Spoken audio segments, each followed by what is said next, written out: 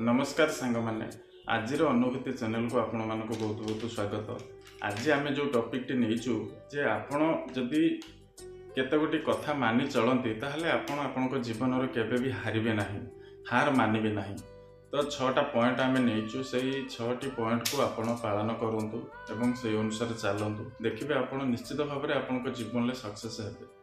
प्रथम आम नहींचु आपण जो दैनंदिन व्यवहार कर पोशाक ताको केबे मैला करंतु नाही एवं मैला हेले ताको सफा करी पिंधंतु।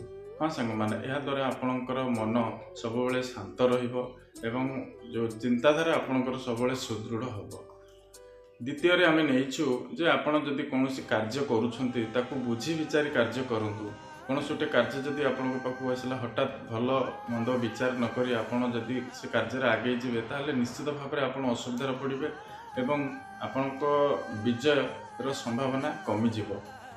तृतीय आम नहींचु आपण आगुआ किसी कहतु ना।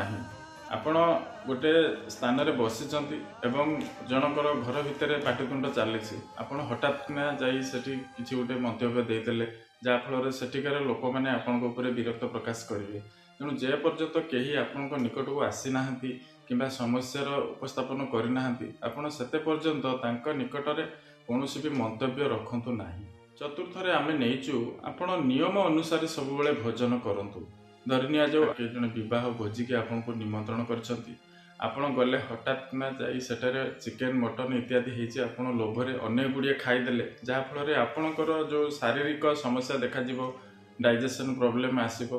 तेणु सब बेले नीति नियम रे भोजन करंतु। सकाळे जेमती खाइबा कथा खाआंतु एवं रात्र भोजन जेपरि करिबा कथा करंतु। एपरि नीति नियम अनुसार चलंतु।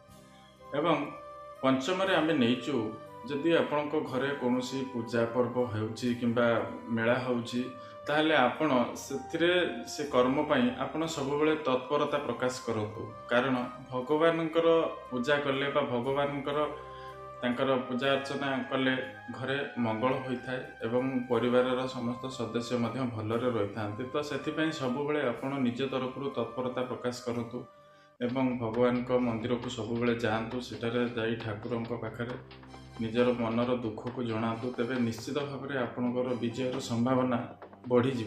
षष्ठ आम नहींचु जे सब बेले शांत रुहतु।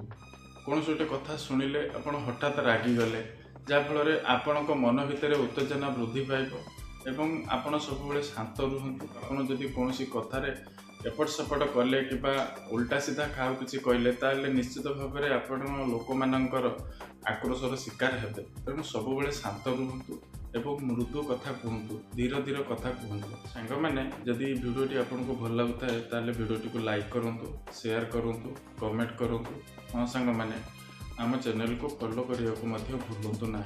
जय जगन्नाथ।